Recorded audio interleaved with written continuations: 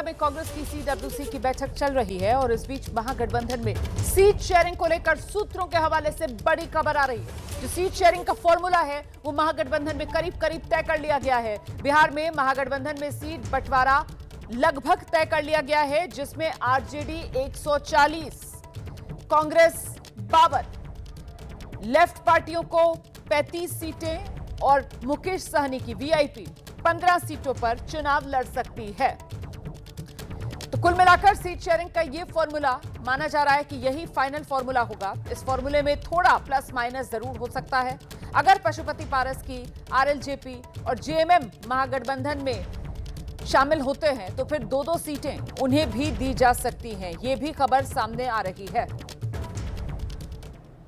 तो ये वो फॉर्मूला है सीट बंटवारे का महागठबंधन में, जिसको लेकर माना जा रहा है कि सहमति बन गई है। इस पे आरजेडी 140 सीटों पर चुनाव लड़ेगी, कांग्रेस 52 सीटों पर। पिछली बार 2020 विधानसभा चुनाव में हालांकि कांग्रेस पार्टी ने 70 सीटों पर चुनाव लड़ा था, लेकिन इस बार ये आंकड़ा घटकर 52 पर आया है। पिछली बार कांग्रेस का विधानसभा चुनाव में महागठबंधन में स्ट्राइक रेट सबसे खराब रहा था और उसी के तहत इस बार पिछली बार के 70 के मुकाबले कांग्रेस की सीटें गठबंधन में घटी हैं। 52 सीटों पर कांग्रेस चुनाव लड़ सकती है।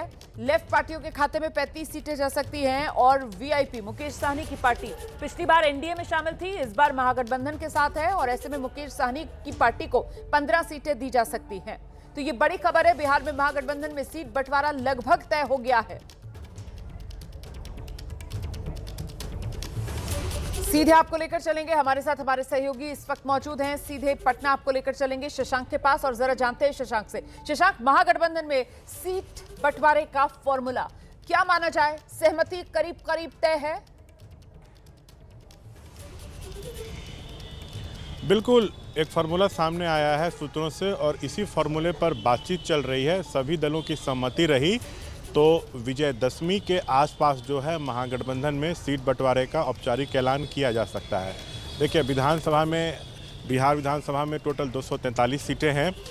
जो जानकारी मिल रही है, आरजेडी 140, कांग्रेस 52, वाम दलों को 35 सीटें दी जा सकती हैं, जिसमें सीपीआईएमएल, सीपीएम, सीपीआई शामिल है। मुकेश सहनी को 15 सीटें दी जा सकती हैं।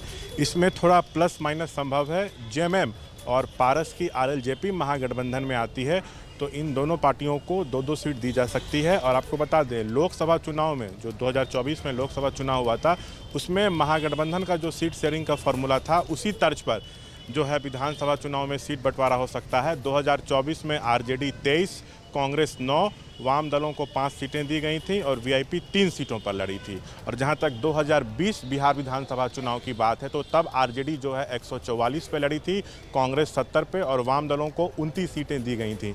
देखिए, जब चुनाव होने वाला होता है तो सभी दलों की इच्छा होती है कि ज़्यादा से ज़्यादा सीटें गठबंधन में ली जाएँ। इसलिए कांग्रेस कहती है कि 70 से ज़्यादा चाहिए, सीपीएमएल कहती है कि हमको 40 चाहिए, मुकेश सहनी कहते हैं कि हमको 60 चाहिए। लेकिन जो फार्मूला सामने आया है उसमें साफ दिख रहा है कि राजद के सामने किसी भी दल की महागठबंधन में चलने वाली नहीं है।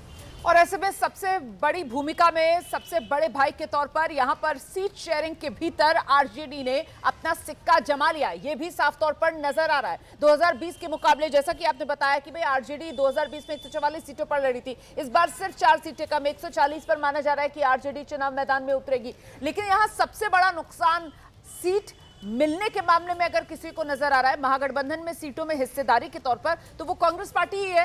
2020 में 70 सीटों पर चुनाव लड़ा था और इस बार वो आंकड़ा घटकर 52 पर आ गया है। इसकी आशंका पहले भी जताई जा रही थी शशांक, ये आधार बनाकर कि 2020 में स्ट्राइक रेट तो देखिए आप कांग्रेस का कितना खराब था, 70 पर लड़े थे, सिर्फ 19 ही जीत पाए थे। शशांक,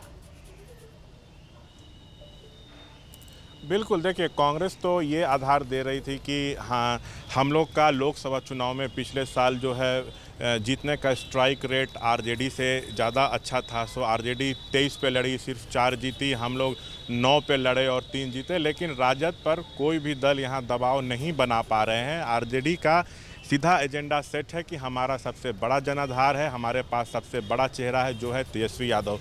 तो कांग्रेस की जो सीटें हैं वो कम की जा रही हैं। मतलब इस बार 52 मिलता है तो मानिए कि पिछली बार के मुकाबले 18 सीटें कम उसको दी जाएंगी और इस फॉर्मूले पे बातचीत अब आगे बढ़ रही है।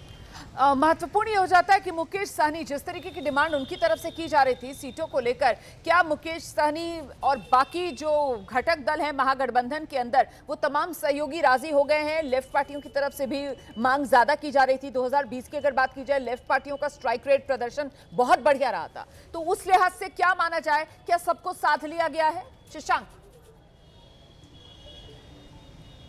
देखिए, इस मामले में लालू प्रसाद भी जो हैं खुद सहयोगी दलों से बातचीत कर रहे हैं, तेजस्वी भी कर रहे हैं, और लगभग जो है सभी दल जो हैं अब सहमत होते दिख रहे हैं। तभी मैंने कहा कि फार्मूला पे जो है बातचीत अब वो आगे बढ़ रही है।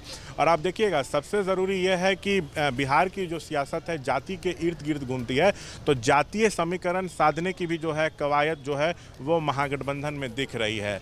अब फाइनल निर्णय कब तक होता है सीट शेयरिंग पर, ये देखना होगा। और लेकिन जो सूत्र दावा कर रहे हैं पशुपति पारस और जेएमएम को लेकर क्या जानकारी है? अगर ये भी महागठबंधन में शामिल होते हैं तो दो सीटें दी जाएंगी, तो क्या अगर पशुपति पारस शामिल होते हैं तो वो 2 सीटें आरजेडी अपने खाते से दे सकती है, कांग्रेस शामिल होती है, माफ कीजिएगा, जेएमएम शामिल होती है तो 2 सीटें कांग्रेस अपने खाते में से देगी? क्या इस तरीके की कोई अंडरस्टैंडिंग बन रही है? देखिए, पारस की जो बातचीत है वो अभी अपने अंतिम दौर में है महागठबंधन में शामिल होने को लेकर, लेकिन जेएमएम की बात अब तक जो है वो बन नहीं पाई है। पारस अगर आते हैं तो राजद उनको अपने कोटे से सीटें दे सकती है।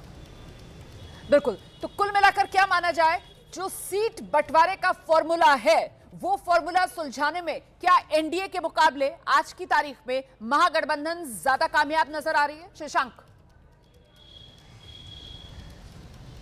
नहीं, देखिए, एनडीए में भी जैसा मैंने बताया था कि कुछ दिन पहले ही हम लोगों ने खबर चलाई थी कि एनडीए में भी 102 से 103 पर जेडीयू, बीजेपी 101 से 102 पे, जदयू 1 या 2 सीट ज़्यादा लड़ेगी, चिराग को 25 से 28 और मांझी को 6 से 7, कुशवाहा को 4 से 5 सीट दी जा सकती है। तो वहाँ भी जो है सीट शेयरिंग फार्मूले पर बातचीत आगे बढ़ गई है। और देखिए, बिहार की सियासत के लिए 1 या 2 अक्टूबर का दिन बेहद अहम होने वाला है। एनडीए और महागठबंधन में जो सीट शेयरिंग का जो ऐलान होगा वो 1-2 दिन आगे पीछे करके हो सकता है। दोनों तरफ बातचीत जो है अब आगे बढ़ चुकी है फार्मूले पे।